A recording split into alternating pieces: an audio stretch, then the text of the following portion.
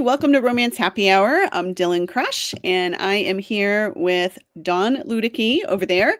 And tonight we have guests Harper and Swati Hedge. So thanks for joining us tonight. We really appreciate it, and we can't wait to start talking with you. But first, before we get into it, Dawn. Yes. What's been going on? Oh, I'm glad you asked the phrase "what's been going on" versus "what are you working on," because I have been working on keeping my family healthy this week. Oh Yeah, no! My husband literally I think he got that norovirus for a bit, and then immediately afterwards slept for 3 straight days. And Wow. so I was like to my mom, I was like, okay, if he sleeps anymore, I think I might have to take him to the doctor. Like, I don't know what's happening, but he woke up eventually, and then now he's back to work. So now we're at the end, and I had a little one with a chest cold. So that's what I've been doing. I'm surprised nobody else got sick. I am too. I actually told my husband, I was like, because he made me take the day off of work for, to help cater to him because he's a guy. I'm not going to say that too loud. He's out there somewhere. Uh-huh. And so I told him, I said, listen, if I get this, I want the same treatment. I'm going to lay in here and I'm going to demand drinks and I'm going to sleep and I'm going to do nothing else. And he's like, you want me to take the day off work? I'm like, yep. You made me. Yeah. You made me. You get to too. So yeah. Yeah. Oh, hey, Karen. We've got Karen joining us. It's been a long time. I know. I was actually just thinking about her today. I was like, oh, I haven't seen her in a while. So yeah. I know. Karen hasn't been here for a while. So well, I'm glad that it seems like everyone in your house has kind of taken a turn for the better. And hopefully they'll all stay healthy now for a while. I hope so. We have a lot going on next week. So we are volunteering at the Special Olympics next week. Oh, fun. Yeah. It's one of my favorite. Indoors or what? No, out skiing. Like skiing. Like real like Olympics. Winter outdoor Olympics. Yeah. Okay. I was gonna say, how can they do Olympics outside in Montana right now? But Winter Olympics, I suppose they could. With the skis and everything. Yeah. It was honestly, I was really proud because I've been doing this for 2 years now. This is my second year with the real estate. And I was really proud of my son, my Lane, my third. He heard me talking about it with the real estate agents. And so he's in the leadership program in his elementary school. And so when he went to one of the meetings, he said, I think we should volunteer at the Special Olympics. So because he said that they set up a whole volunteer program cool. in the school to volunteer for them. So they're going. That's awesome. Well. You have to let us know how it goes. That sounds very cold. Yeah. Very cold. I'm working in the kitchen, so it's not that cold. Oh, okay. Yeah. That would be my choice. I was like, I'm going to be the first one, so I get indoors. But yes. Excellent. What have you been working on? You're always so busy. Yeah, I had a big week. I had last week. Was it last week? Yeah, I'm losing track of my days. I mean, it's already like almost the end of February. I had a book come out under my other pen name, under my Eve Lennon pen name last week. And then just yesterday, I turned in a proposal to my agent for another project that I've been working on. Nice. So we'll see if anything comes of that. But yeah, so it's been busy. Can you just tell us though, is it cowboy? Yes. Okay. Yes. Is it in Montana? Yes, actually it will be. Okay. I mean, if it happens, I did set it in Montana this time. So I may have to come out and visit you for some research purposes. You can totally. I got all the room for you to come and research. Awesome. So. Okay. Yeah, as long as everybody stays healthy. Yeah, we should be by then. It's outdoors. We'll be far away from each other. Great. Yeah. So we have 2 awesome guests tonight. We're super excited. We have our very first author visiting us from India. So welcome to Swati Hedge. And do you want to tell us where you're joining us from in India? And it's already, I mean, it's kind of blowing our minds that it's, already tomorrow there. Yeah. So it's already Friday in India and the future is looking good. Oh, good. So just giving you a heads up. So So yeah, it's like around 7:30 in the morning here, and I live in Bangalore, which is in South India. It's like it's got the best weather in India because it's like almost always just pleasant. It's never too cold, it's never too hot, but the traffic is horrible. Like you'll be stuck in traffic for like 20 minutes, even if you're just going to like the next, probably like the next area of the city, because like it's just so jam packed. There's like a billion engineers here. It's like the tech capital of India. So you throw a rock on the street, it's gonna hit an engineer. oh, funny, So that's the vibe. That's the vibe. You think all those engineers could figure out a better way to get through traffic then? yeah. Yeah, but they don't. They just sit in their offices and work on code. So I'm glad Well, you did. I'm glad you answered the weather question. I was gonna say, is it warm? Because where we're at, the snow is just starting to melt here, oh, and I'm so sure it where never Dylan is. snows here. So it Yeah, doesn't snow here. I know. So I was like projecting the weather for you. yeah, so like Yours. right now, like I got to do like a quick Celsius to Fahrenheit conversion because we use Celsius here. So it's probably like 70 degrees Fahrenheit right Oh, now, that's nice. which is warm, which is warm. Yeah. That's pleasant. And then it gets Yes. and then it gets warmer during the afternoon, but like never like so bad that you like, you know, feel like, oh my God, I need like an iced coffee right now. Like it never gets that hot. No. So I think, what is the hottest that you've ever experienced there? Hottest weather. I mean, it does get really hot in like the summer. So for in India, the summer's usually like March through June, and then it starts raining, and then it gets really cold. So I think probably the hottest I've experienced would be like 100 Fahrenheit, which Okay. is warm, which is hot for sure. But like we're more used to that than the cold, and like it never goes below, let's say, never goes below like 50 Okay. ever. Okay. So it's like So- really pleasant. Dylan and I both live in areas where it could sometimes get negative. So you'll have to come visit us and tell us how you feel here, and then we'll come visit you. And Yes, absolutely. I'll come visit you specifically because I've always wanted to visit you. I would like to come in the non-rainy season though. Yeah. We're gonna come in. Yeah, Now I mean, it we're doesn't best. rain too much, but like it's still inconvenient because that makes traffic a lot worse. Oh, even worse. Yeah. Yeah. Well, we're excited that you're here tonight and can't wait to hear what you have to read for us. Yes. Can I talk a little bit about myself now? Absolutely. Yes. Please do. Now that you've given us a full and complete weather report, Yes, please tell us a exactly. little bit about So- yourself. Yes, please do. Yeah. So, hi everyone who's watching or listening on the podcast. My name is Swati Hedge. I am a romance author from India. And while I write YA as well as adult romance, my YA debut is not releasing until next year, but I've already released two of my adult romances. One is called Match Me If You Can, and the other is Can't Help Faking in Love, which is what I'm going to be reading from today. And yeah, really excited to be here. My books are always, I like to say they're heavy on the slow burn, but slightly lower on the spice because my father reads my books.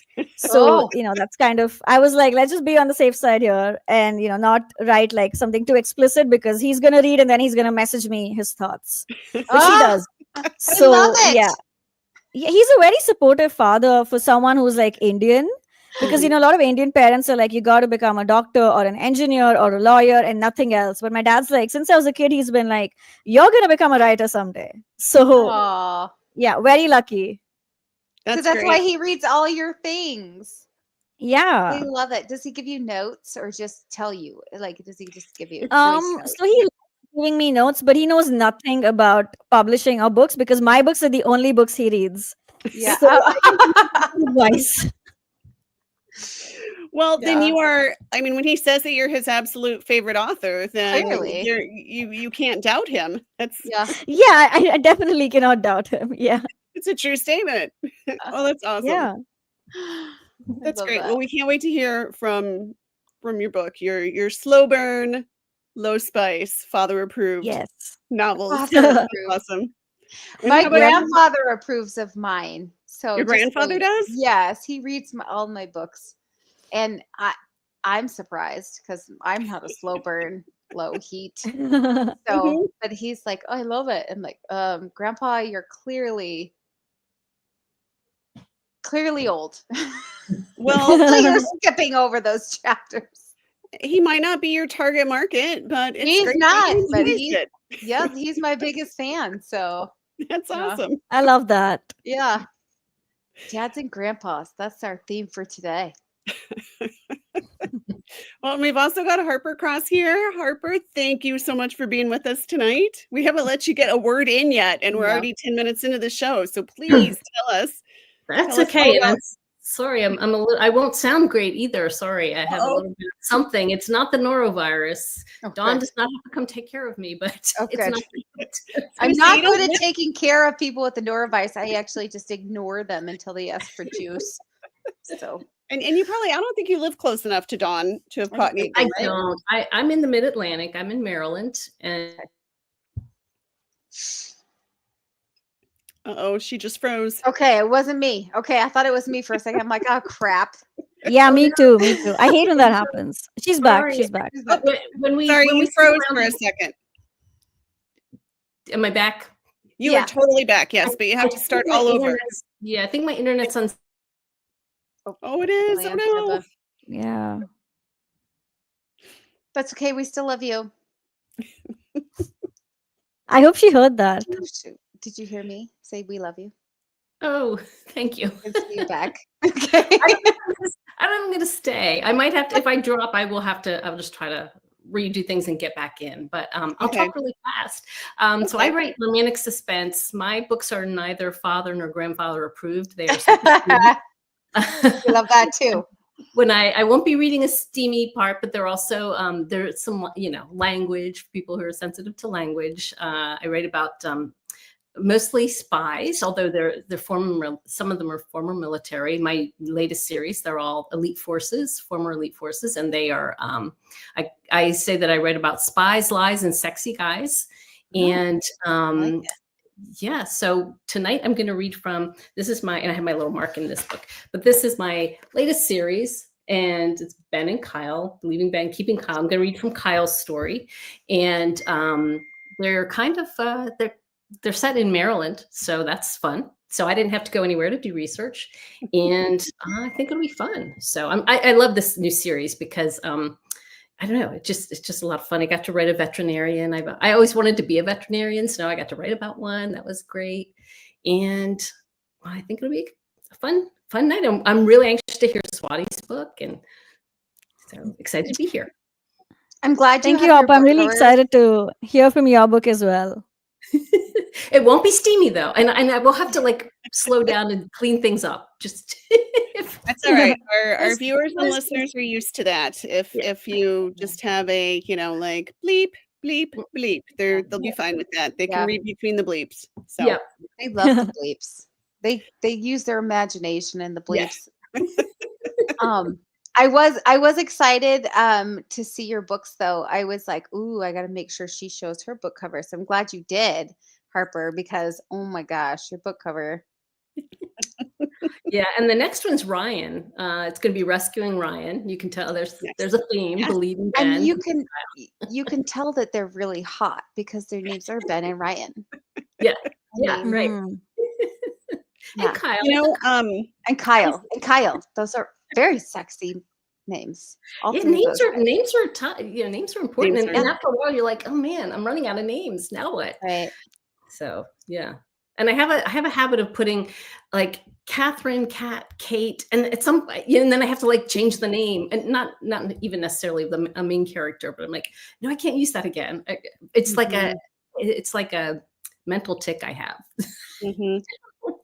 It's funny because I feel like we have tendencies to kind of just be attracted to certain names, and then I've done that under two different pen names. I have characters with the same name on accident under different pen names, and so yeah, it's like, are we talking about Ruby from the Whiskey Wars series, or Ruby, from the Mustang Mountain? Okay.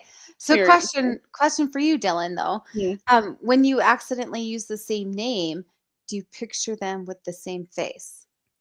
No, no, because Okay. Ruby in Whiskey Wars is like the youngest sister, and then Ruby in Mustang Mountain is an older woman, and she's the mayor's wife, and she's Oh like yeah, that's not the same the town whatsoever. busybody. So no, I Yeah. don't picture them the same at all. Yeah, no. Okay. I thought you were meaning like main character, like the same No, name. Yeah, okay. no. Well, there are a lot of same name Yeah. characters too. Yeah, I don't know. You think that you're running out of names, and then I look, I've got, like 5 different baby name books Mhm. on my shelf Mhm. here, and some of them say like 5,000 baby names. So it's like I don't know that I'll ever write 5,000 heroes and heroines. So probably there's still room to grow. Mhm. And there's always new names popping up. I mean, That's true. there's one kid in my son's class named Cajun, like down south Cajun. Yeah. And I'm like, okay, well, that's the first time I heard that. So Yep. you Can never always know. come up with We'll all something. have a book come out next year with the Cajun. Cajun. Cajun. So Dawn, I thought of something fun that we could have our viewers do while Okay. because Swati is going to read first.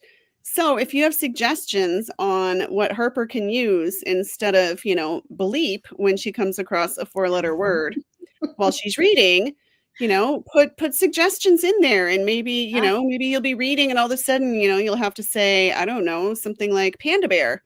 Like, oh, Oh, panda bear, I stubbed my toe. yeah. We'll see. See if anybody comes up with anything. That's fun. Okay. Karen says, wowza. Wow. Wowzer. All right. That's We a need good Wowza. to idea. for different Yippee. words, Oh, because Karen. they're- She's hilarious, Karen.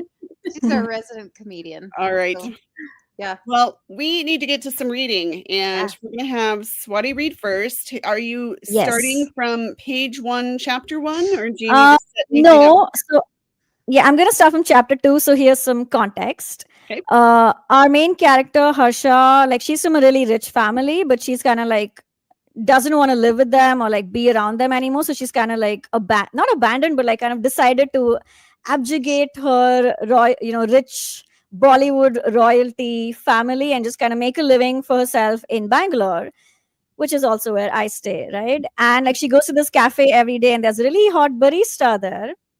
But up until the first page of the book, Harsha had a boyfriend, and she was like, it's gonna work out with him, but then he dumps her. That's how Oh. the book begins. And she's accidentally agreed to attend like a couple of family events in the next 3 months, and everyone thought she was gonna bring her boyfriend, and now she's like too scared to tell them that she's single again because everyone thinks she's doing nothing with her life. So now we begin chapter 2. All right. Okay. We Love it. will let you to it, and we'll be back when you're done. That's so exciting. Yeah.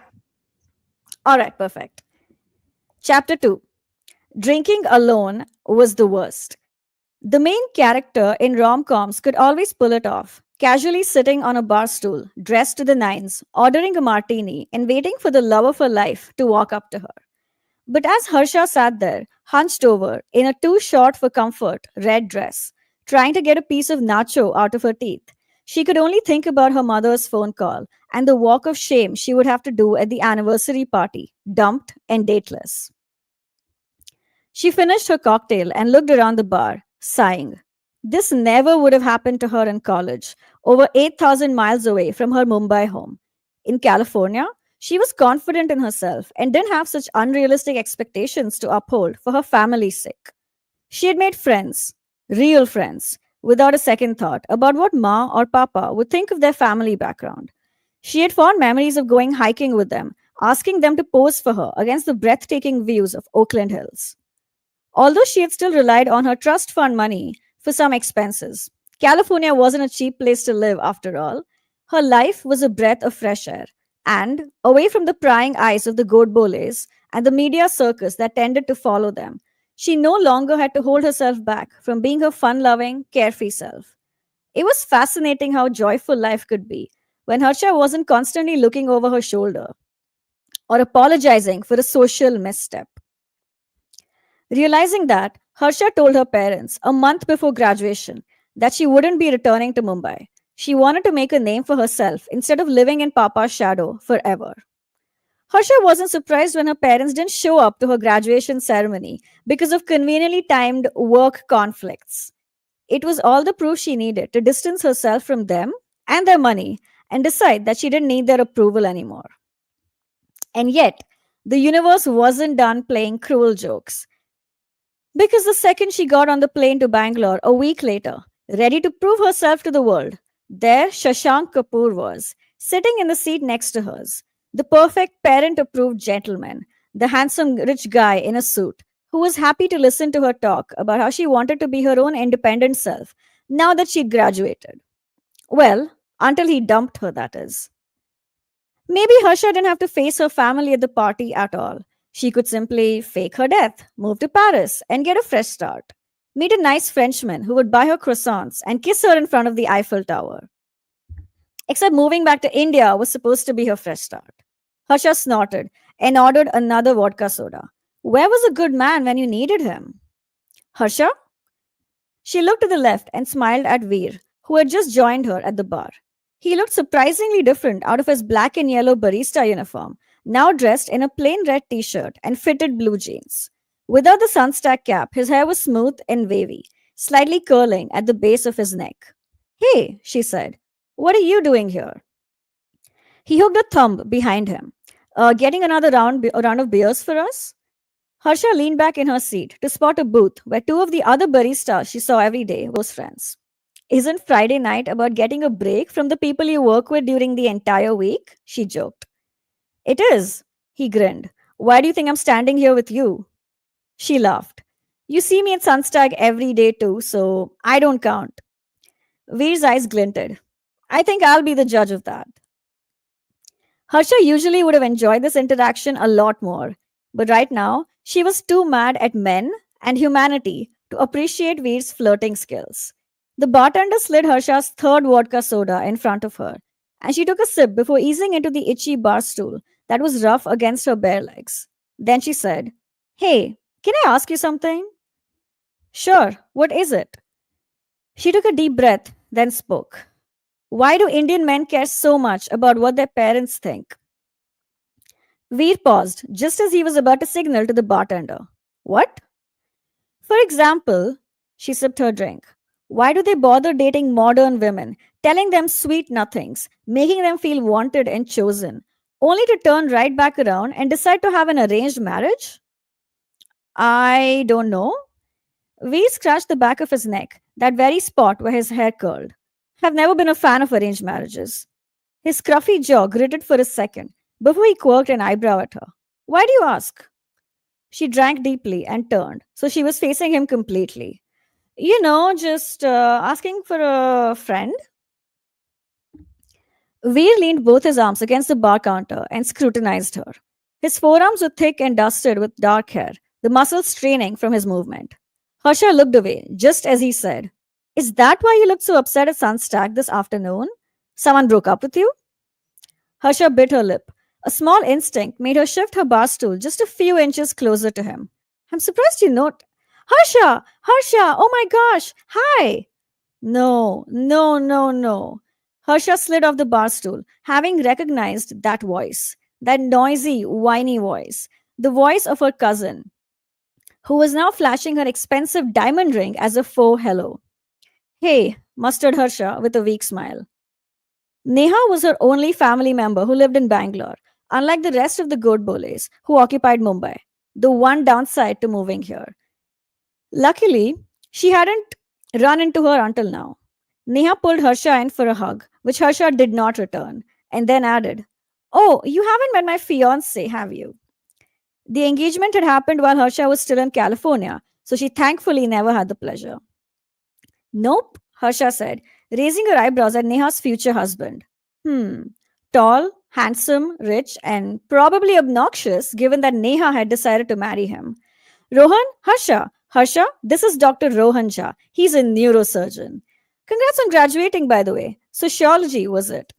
And photography, Harsha clarified.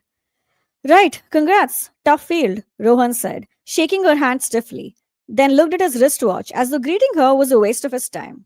Yep, Neha's type for sure. Neha's gaze fell on Veer and the very slight gap between his and Harsha's bar stools, and she held her hand out. Oh, hello. I'm Neha Godbole, Harsha's cousin. Hi, he greeted her back. I'm Veer. Oh, I know who you are. She simpered, then turned to Harsha. Harsha, good to see you being serious about dating.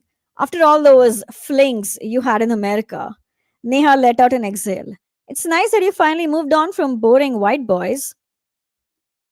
Harsha's eyes widened, and she stared from her cousin to Veer, who had stood up from his bar stool, looking just as confused as she was. Neha, Veer is. Neha went on, clapping her hands. And you're coming to my parents' anniversary party, your first family event in nearly 6 months, with a boyfriend this time? How exciting! Rohan, isn't it exciting? She turned to her fiance, who stifled a yawn in response. Harsha's palms went clammy with sweat, and she wiped them on her short dress. Did Ma tell you about that? Her cousin beamed at her. She gushed to everyone in my wedding prep group chat about how well things are going in your new relationship. Her eyes went to Veer again, and Harsha realized with a deathly lurch that Neha thought the man standing next to her at the bar was her boyfriend, the boyfriend who no longer existed. The universe obviously hated her. Veer sat back down on the bar stool, frowning. I'm sorry, but Harsha and I are so excited about the anniversary party, Harsha said, speaking over him before she could stop herself. She wound a hand around Veer's own and ran her other palm along his warm, muscly forearm. And your wedding, of course. Your first plus one. I'll have to go in and update your RSVP. It must have gotten lost in the mail, Neha added with a smile, though her eyes narrowed. Sorry about that, Harsha sighed.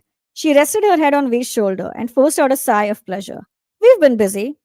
She could feel his dark eyes on her, a searing gaze that made her want to disappear into the crevices of the earth and never surface. But she ignored him and held on tighter. So what do you do, Veer? Neha asked, cocking her head. He works at Sunstack Cafe, Harsha said, then held back a wince. Oh, bleep. She knew without a doubt what Neha, with a classist, uber-rich upbringing, was gonna say next. A barista, said Neha, with a split-second wrinkle of the nose. That's cute. He works for Sunstag as a district manager. The lie fell out of Harsha's mouth, although she knew it was wrong to say it, and Veer stiffened next to her. She tried to ignore the churning in her belly. Ordering all those vodka sodas and nachos might not have been the best idea. I guess that's an upgrade. Neha frowned. Well, it's been great catching up, Harsha, but I have got to get out of this dingy bar. The things we do for our friends, right? We'll see you both soon. After giving Harsha a painful kiss on the cheek and shaking Veer's hand, the couple walked away, whispering together. The second they were out of sight, Veer pushed away from Harsha, scowling. What the hell was that about? Oh, thank you, thank you, thank you, whispered Harsha, letting go of his hand and running her fingers through her hair. She would have never let me hear the end of it if she found out Shashank and I broke up. Veer's eyes narrowed. Why would she care? Because she's 2 years younger than I am. She works for the goddamn UN, and she's marrying McDreamy in less than 2 months. Well, sorry that being with a barista would be so embarrassing. V took a step back and folded his arms. You don't know her, Harsha said, pleading. She'd have said something rude to you. I was just trying to. She didn't need to say anything rude. You did on her behalf. V shook his head at her, sighed, and went back into the crowd. Despite the guilt and embarrassment she felt, Harsha watched him walk up to the other baristas, considering the idea that was starting to form in her head. And it was a good one. Veer was handsome now that she thought about it. Cute smile, a good physique. He wasn't an actor, but he could be with some training. The anniversary party was in 1 month, and every single one of the Godboles was expecting Harsha to bring her perfect boyfriend, including her cousin. Maybe she could still make that happen. All right, I'm done. Give me a second. Let me unmute everybody. So that was There. perfect. I know you Yeah. were worried about it, but seriously, perfect timing. Yeah, that was great. Thank you. Very entertaining. Thank you So- so much. Yeah. Yeah, I loved the little just I don't know. I think we can all relate to that, like the itchy Yeah. stool on the bare legs and just I don't know. And The annoying cousin who's Yes. like, Oh my gosh. already cousin. gotten to, already found like a guy when you're still single, and yeah. Mhm. Yep. Yeah. Anyway, I love the descriptions and everything. That was great. Thank you. Thank you. I'm very curious. Is this an enemies to lover for a while, or did they get together a little bit earlier in the book? So it's more like so like at the cafe, they're like, he kind of Yeah. flirts with her. She innocently, entertains that, because obviously before the book starts, like she has a boyfriend and then he breaks up with her on page Yeah. one. But then once this whole like fake dating thing comes in, like Veer, the male main character, he very reluctantly agrees Yeah. because And then he's okay. he needs money to pay for his little brother's college tuition. Okay. And Harsha agrees to pay him that money from her trust fund. And Does he so, is yeah, he wounded still by the fact that she was like, I mean, I mean, like does that one he's carry like a on? Like, little, yeah, like he's like a little annoyed that like she lies about him being a yeah. barista and says, "Oh, he's a manager." Mhm. But I think like over time he kind of like Gets over it. understands that, because like that's one thing a lot of people don't get about India is like Indians are very classist, Mm. and like they really judge you based on how much money you make or what kind of job you have. Like I actually had an Indian publisher reject this book after I got the deal with Penguin Random House US, because they were like, Indians won't buy that a barista could be a love interest in a book. Oh, And so yeah, it was interesting. such a horrible thing to say, and I was Mhm. like really pissed off by that. Mhm. But that's just how India No, is. Yeah. yeah. Wow. Yeah. We've Yeah, and all had those obviously in weird yeah, rejections though. Like exactly. I Yeah. had a And then Harsha rejection. does like apologize for it like extensively. And they fall in love over the course of the book. So, it all Yeah. works out. Yeah. So that's interesting. I think, have you, I guess, as far as romance goes, have you read more like romance set in the US or romance set in India? India. I think there's a lot more romance written that's set in the US, because Mhm. even like Indian authors who publish in India, they usually write like a lot more of suspense, thrillers, or like self-help. Self-help is huge here. Mm. Romance, not so much. Okay. But yeah, I think like my favorite authors that I've read in the US would be like Nisha Sharma, Emily Henry. Like I love Emily Henry's books Mhm. so much. Alicia Rai, Talia Hibbert. I love Talia Hibbert's books. And I'm suddenly blanking out on other romance authors I've read, but I'll just stick to those. That's okay. We won't make you name names. Yeah. I know it's always, people always ask like, who's your favorite author? And it's like, there's way too many, way too Yeah. Yeah. many. I mean, it's like my favorite author is whichever book I've just finished that I loved. Yeah. But yeah, there are a lot. Well, do we have any questions, Dawn? I saw Karen pop a whole bunch in there. Yeah, we have so many that I just did a list of Karens, and then I thought, okay, I'm just gonna stop writing down my list, and then if somebody else pops one in there, I'll write that one down. So we'll start with Karen's number one. I love it when Karen shows up, just so you guys know. She is. You got some questions? She's got them. Like she's got all the questions. So, what is your favorite part of the story to write? The beginning, middle, or end, and why? And let's start with Yeah. Swati. Yeah. So my favorite part of the story to write is definitely not the middle, because I hate writing the middle. Like it's the worst. I would say the end. And honestly, sometimes I write the ending of the book before I actually start writing the book, just so like I know where everything leads. Yeah. If that makes sense. So yeah, I would say the ending is like my favorite thing to write. And like who doesn't love a happily ever after? Right. Right? Like it's the best feeling to write those. So you know the ending before. So that must mean that you're a plotter. I'm like a plantser, if that like a Okay. plotter plus a pantser mixed. A Because like I have plantser? like a general idea of how everything works, and I don't write chronologically. I write like random scenes and then I just combine them all together, which is very chaotic. I don't think a plotter would do that. Yeah. But I still usually have like a rough chapter outline of like this has to happen in like chapter 5, this has to happen in chapter 25, and then I write chapter 25 before I write chapter 5, because I Okay. am chaos. I So love that. Right? That gives me like heart palpitations because yeah, Oh, if so I you're tried not to do that, I would end up rewriting all of okay. it because I go off track so much. So all three of you, raise of hands, who has a messy desk? Oh, so you both have messy desks and you're both completely opposite in the way you Isn't that write. funny? That's interesting. Isn't I that also have funny? a messy desk. Oh, I'm kind of in the middle of the both, so I Mhm. don't know. I'm the truest Virgo. I mean, I love a neat, clean, organized Mm. space. Yeah. So do you plot? I'm an Aries, so I'm just like a mess in every sense of the word. It's my daughter is. I get it. My Yeah. daughter's an Aries. Well, if we're on the topic, I'm a Taurus, so I will bulldoze everybody. So Same. that's you are a Taurus too? Yeah. I didn't. Yeah. I mean, Don't we I guess both have birthdays in May? I guess yeah, we do, and also that makes sense. Mhm. See, a hot mess. I'm a hot mess here. Okay. All right. So, Harper, what's your favorite part of the story to write? Beginning, end, or middle? Well, so different books have different, fun parts, but I love the planning. I love, the book's so perfect when it's in your head, when you haven't tried to put it on paper.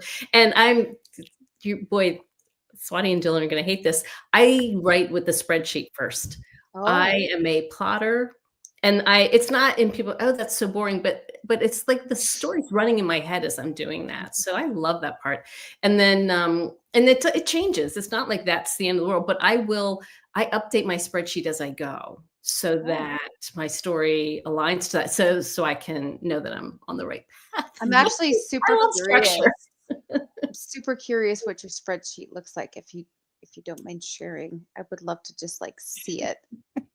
Oh yeah, it just looks like every scene. I have like scene number, which of course will change, and then I check them all. I have a place to check off each scene as it goes, and I will color code. Don't ask. And then I just have like just a basic couple sentence summary. What's going to happen, and I do. If you've studied any story structure with like Michael Haig or anyone like that, they do these beat sheets. So it's a lot like a beat sheet where I will like know what's going to happen at the turning points. Yeah. And so even if everything else goes to heck, I'm already cleaning up my language. Uh-huh. I know, where the turning points where I have to hit. So I can be, and I have a friend she became more of a plotter once she started publishing a lot more, but she was such a pantser, and she just couldn't. She's like, then the story is so stifling. I'm like, oh no, things are allowed to change, But if I have to start with the roadmap, that's just the way my brain works. So, See, Go ahead. Go ahead, Dylan. Go ahead. I was just going to say I've gotten to the point where I can have tent poles. That's what an editor that I worked with called them. Yeah, so, yeah. I mean, I clearly know how it starts because that's the beginning.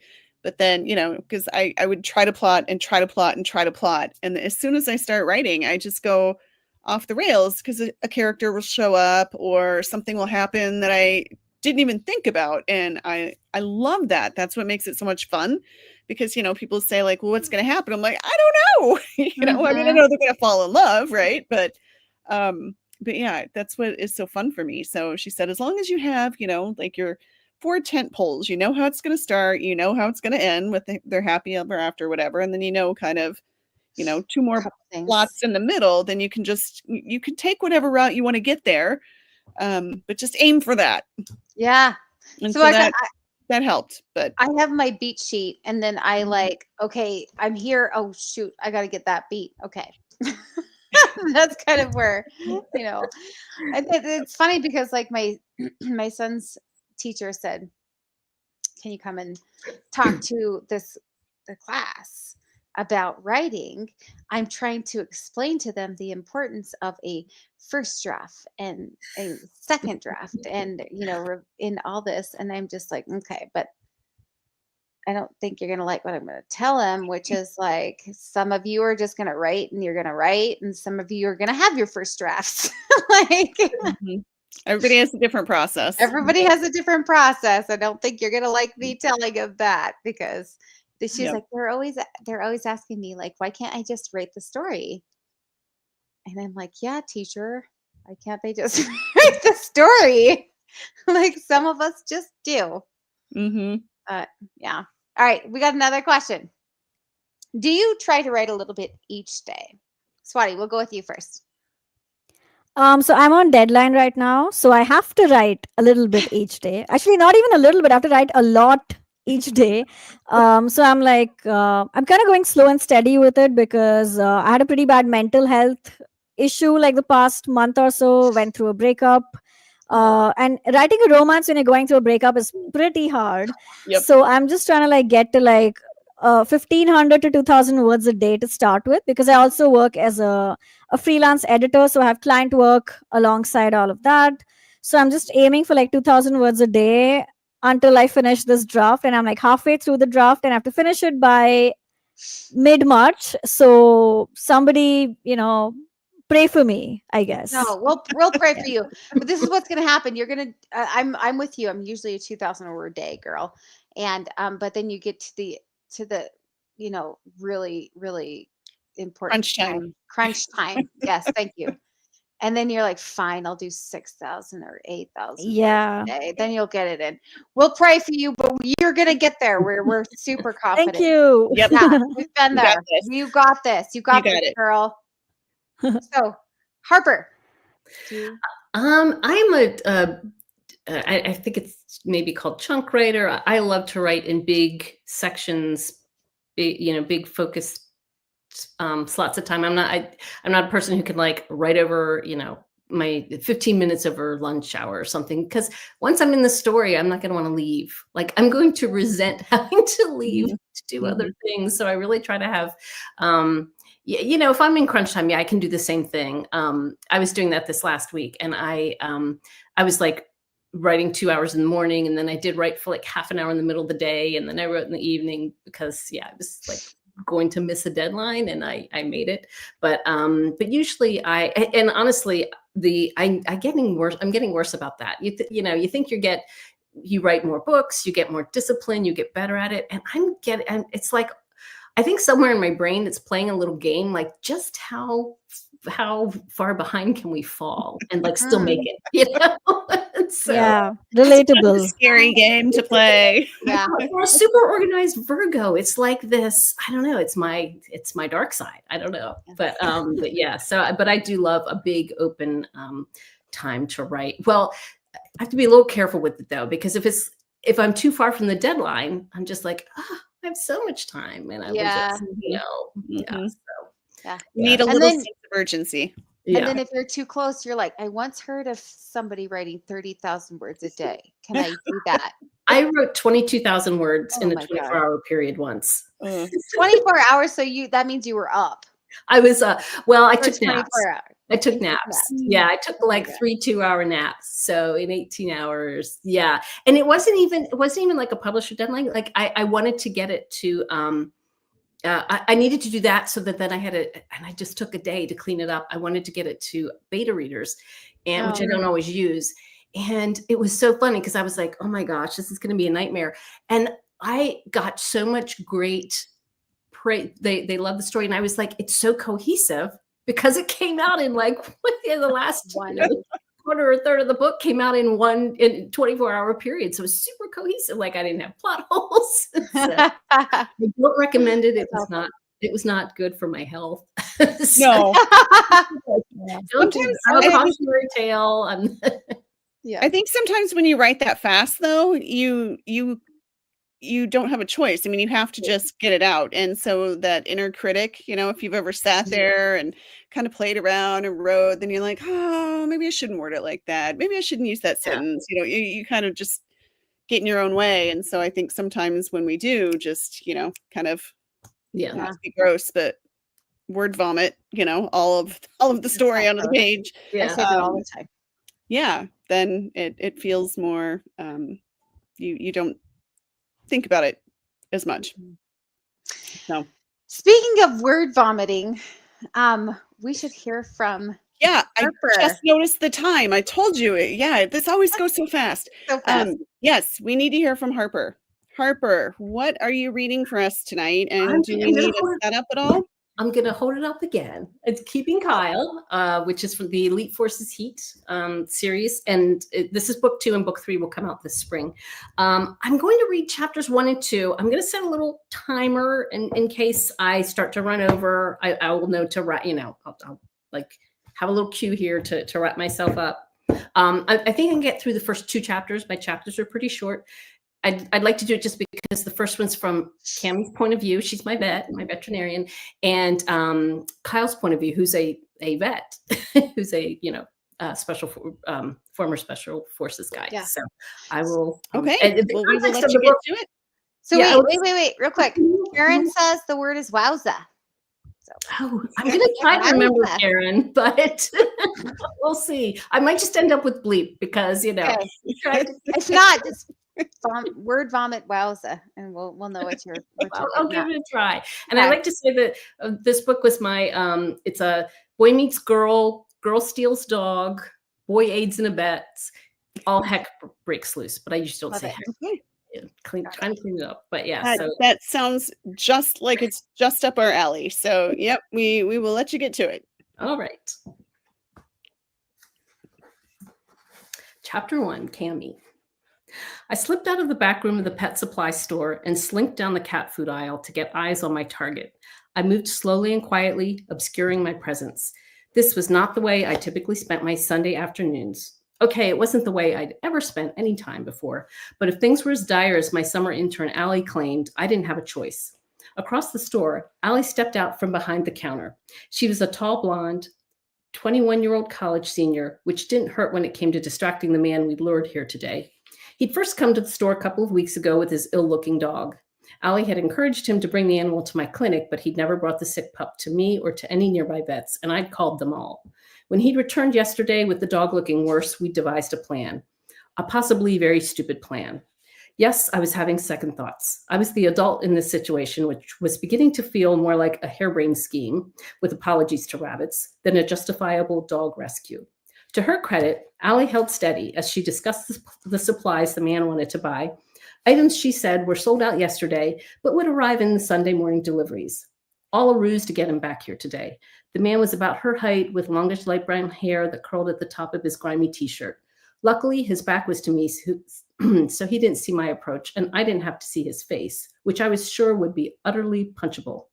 I'm not normally, or ever, a violent person, but I reserve the right to change my entire core character to deal with someone who abuses animals.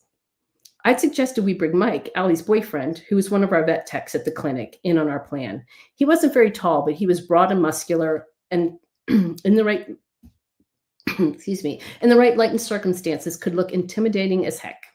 Allie had refused, wanting to keep this between the two of us. I suspected she was worried Mike would have tried to talk her out of it, which is what I should have done, but the way she described this poor pup, I couldn't unsee the image that had been painted in my mind. Something had to be done, and I was the only one who could do it. I glanced down at my phone and frowned when I spotted the new text on my screen. I'd been smart enough to put the next step in place by calling an animal rescue group in a nearby town. The man who would take possession of the liberated dog was tall and had dark hair. I didn't know his name, which was the policy of the group because they worked on the line between legal and illegal means of rescuing animals. But they'd promised me he was a pro in these types of stealth operations.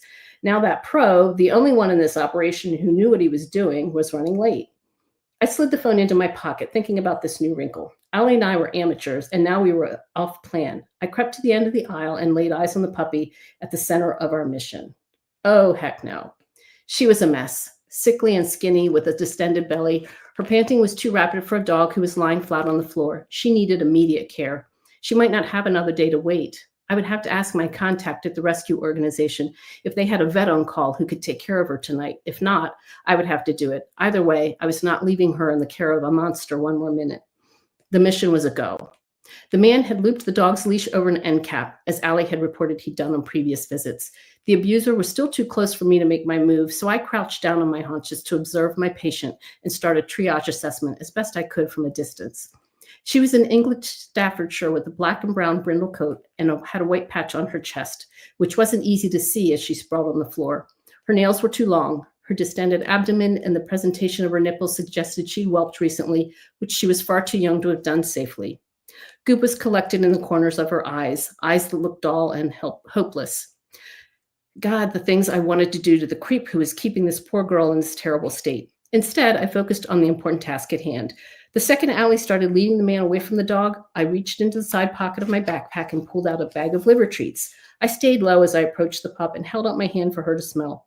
She barely responded. As I suspected, her nose was warm, too warm, suggesting a fever. When I spread out the treats on the floor in front of her, her tail thumped slowly and only twice, but she hoovered up the offering like she hadn't been fed in ages, and maybe she hadn't.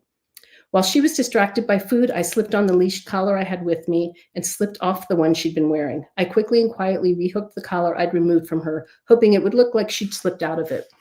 Then I scooped her up in my arms, anticipating a yelp or a protest of some kind. Instead, she collapsed against me, giving in or giving up, or maybe hoping salvation had come at last. She was too light, and I turned and pivoted in one movement.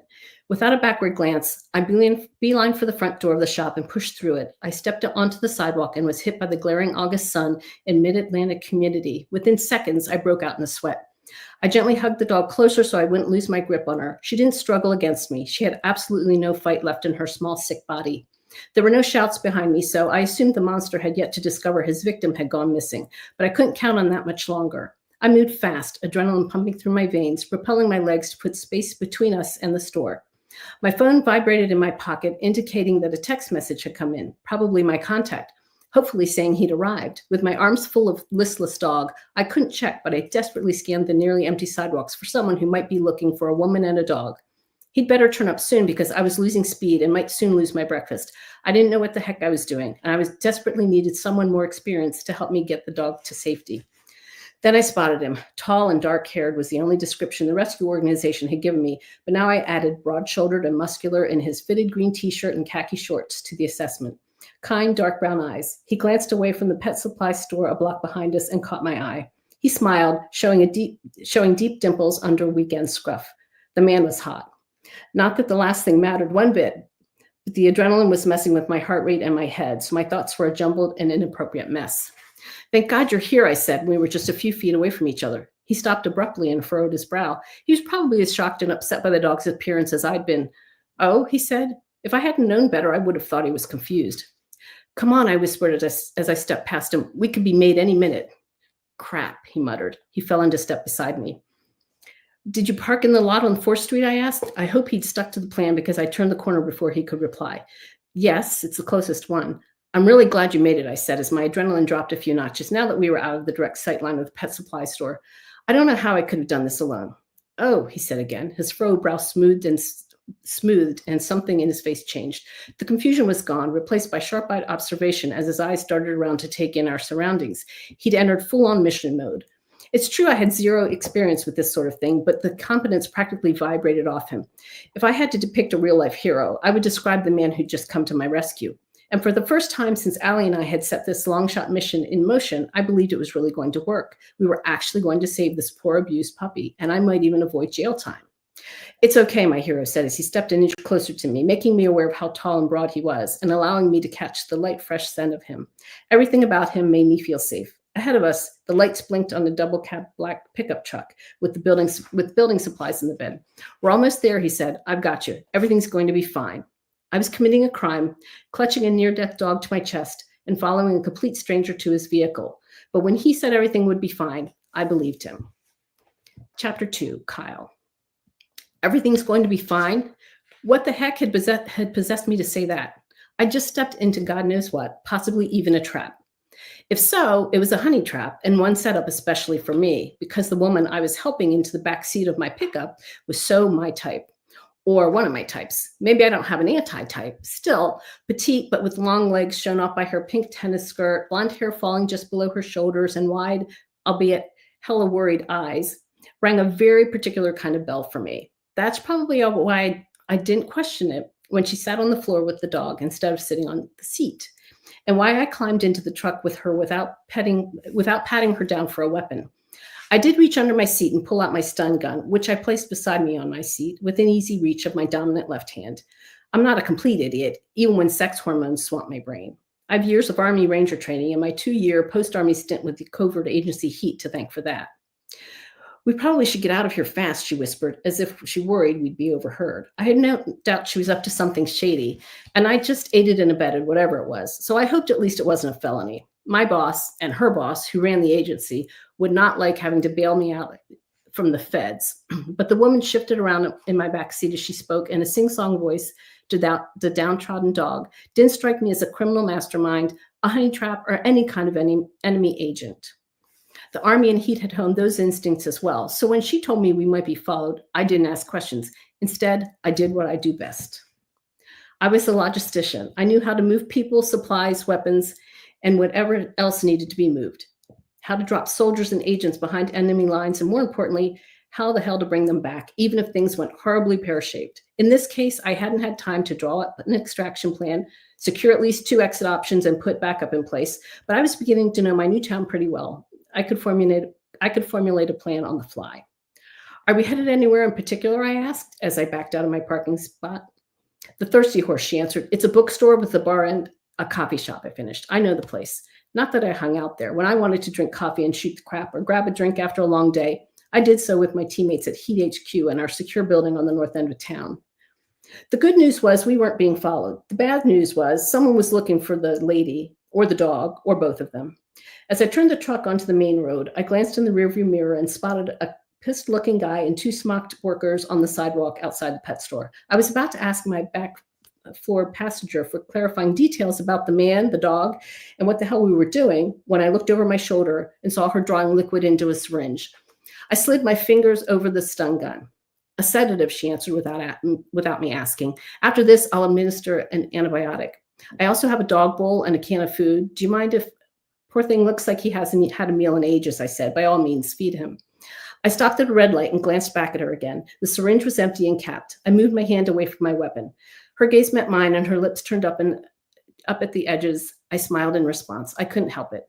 She was beautiful, intense, brave as hell if she'd done what I suspected and rescued the dog from his abuser, and sweet. The soothing way she spoke to the scared animal stirred something deep in my heart. I broke our eye lock, checked my mirrors, and refocused on the road. I'm going to stop there because I think I'm running out of time, but get the idea. So she thinks he's someone, he thinks she's, possibly an enemy agent. And so this is their little back and forth. Right. So he does get her to escape. She ends up leaving the dog with him, which he doesn't expect, doesn't know what to do. And then they meet again, shockingly. So. Love it. That was really fun because I was thinking like that's exactly who she was looking for, somebody who was super competent, and there he is, and tall and dark hair, and then all of a sudden it's like, oh, yeah, oops. No, I really enjoyed that. Well, thank you. You had me. It's funny because we get such a variety of material on the show, and sometimes it's like the same exact thing, even though, we just let authors pick whatever date works for them. So we never know what we're going to get, if it's, romantic and, like inspirational or, whatever. But yeah, it was fun because you both have 2 completely different styles. We had kind of like fun and Bollywood. And then we also had, very like heart pounding kind of romantic suspense. Yeah. So I love it. Hero comes to the rescue, right? Exactly. Yeah. We got a ton of questions. I think we've got enough time for maybe 2. So let's pop one up there. What is a trope that you may never write about? And we'll go with Harper first. I would have said age gap, but I just finished A Christmas Story where there's a 15-year age gap, which is a small age gap as age gap goes. I don't know if there are any. I'm sure there are some tropes that don't appeal to me. There are certain things, certain steamy things I won't write about. Let's put it that way. Yeah. It's very PG, so I won't. Have you done Secret Baby or Amnesia? I guess Amnesia, could fit right in with romantic suspense, but no. But I did something where somebody gets injured and she's like passed out and gets rescued and wakes up and doesn't know who she's, so she's not total amnesia though, but yeah. I haven't done Secret Baby. I did one where the first book in this series, Believing Ben, I'll show the cover again. It's a second chance romance, which I love. I love second chance romance, writing them and reading them. And when they meet, he has to rescue her. He's sent to rescue her. And she just has a nervous stomach, and he's worried she's pregnant. He doesn't know what he's rescuing her from. So there's a whole thing throughout there. Is she or isn't she? And so there's kind of a baby thing, but doesn't materialize. That's a question you don't ask a woman. I have definitely trained my husband and my son, not that they would have done that anyways, but it's like, you never, ever, ever ask a woman if she's pregnant. Never. Chances are the answer is going to be no. Why do you ask? How about Swati? Yeah, so I feel like a lot of authors, sometimes write like step sibling romance, or like they were step siblings, and then like now their parents aren't, like for example, Clueless, right? The classic teen rom-com Clueless. I don't think I would ever write that, just because it feels weird to me. Like I know, like I think there's some contemporary romance author who just wrote that, and like she's a pretty big author. I forget who. But I don't think I'll ever write that. I agree. I wouldn't. I don't think I would ever either. The same. Good answer. Okay. Let me see if I like any of Karen's questions better than the other ones. And hi, Karen. I do remember that we chatted. You did promise Deanna that you would not forget her. Oh, okay. We're gonna do Deanna's. Okay. So this one is kind of a new romance happy hour question that we like to ask. And so I think Harper will go first, but we usually say love life, but you can also say life. If your life or love life was a trope, what would it be? Love life preferably. But if you want to answer life, we can do that as well. Sure. It's a silver fox romance, because I've reached a certain age, and so has my husband. Sometimes we ask like your meet cute too. So what about your meet cute? What would the trope of your meet cute be? Oh man. Oh, that's hard. Yeah. Well, he had a crush on me before we met. Oh, he falls first. There you go. First. Yeah. Because we went to the same high school. We've been together forever. And he saw me win the Best English Student Award. Oh my God, that's awesome. I didn't know that was That's the word. so cute. He did remember what award I won, but he remembered the white sundress I was wearing when I won the award. Oh. And here I was thinking, like, he was just so attracted to you because he knew that your you were going words. to be, Exactly. excel in English. He changed the story over the years to make it more like that, but yeah. It was the dress. Got it. Yeah. What about you, Swati? I think my life is definitely a rom-com, but I don't think the love interest has shown up yet. Probably, but I think like if it were like, just likely tropes that might happen in my next relationship, it would probably be dating app relationship, because as a self-employed writer, I don't usually meet a lot of people like at work, and I don't think I would want to date any of my friends, because I've done that once before, and that ruins friendships sometimes. Yep, it sure can. I do work out of cafes very often, so if I have a cafe meet cute like in my book, I would be really happy, but hasn't happened yet. So I'm glad you answered it that way, because that was going to be my next question. Like, what would you want it to be? What would you want it to be? Like my favorite trope is 100% friends to lovers. I think I just feel like that's such a there's such a strong foundation of like friendship and trust before you even feel that attraction and that love. But I have realized that's not the best trope for me personally in my life. So I think I'm gonna stick with meet cute with a handsome stranger at a cafe. Nobody spills any drinks on each other. I don't want that. Okay. But like, just a cute conversation, and then I end up marrying him like 3 years later. That would be great. Okay. So if We'll your see. readers find stumble upon a book of yours where they meet at a cafe and there's no spilt coffee, can they guess that that's maybe like you giving a hint to you having your actual VQ? If that I'm sorry. happens, then yeah, sure. But You gonna put it in your book? we'll see Yeah. what happens. Yeah, I will definitely. Yeah, sure. Awesome. Well, Dylan, we're overtime like always. I know. We get Yeah. carried away. We have too much fun. Yeah. We just get carried away. Yeah.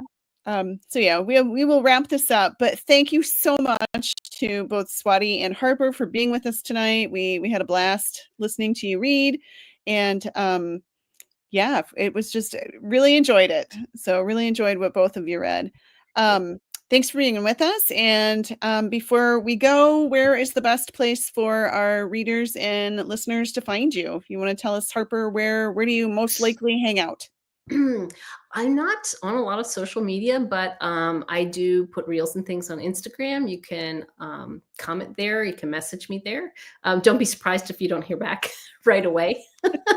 I'm only on there every so often, but and you can contact me through my website, harpercrossbooks.com. Okay. harpercrossromance.com. Like there are a couple different ways to get there, but Harpercross, you'll Harpercross and some sort of romance books, that'll be me. Okay. Great. And how about you, Swati? So I'm really active on Instagram. I post like almost every day just because I am addicted to my phone and I cannot stop the scroll. So my Instagram is Swati Hedge author. Simple enough as that. So yeah, be sure to follow me, drop me a DM. We can fangirl about romance novels together. That would be fun. So yeah. Sounds good. All right. So Dawn, we will be back on the second Thursday in March already. Yeah. Yes. And yeah, we will see you then. So I hope everybody has a great couple weeks, and we will see you soon. Yeah, thanks so much. Yeah. Thank Thank you. you. you. Bye. Bye.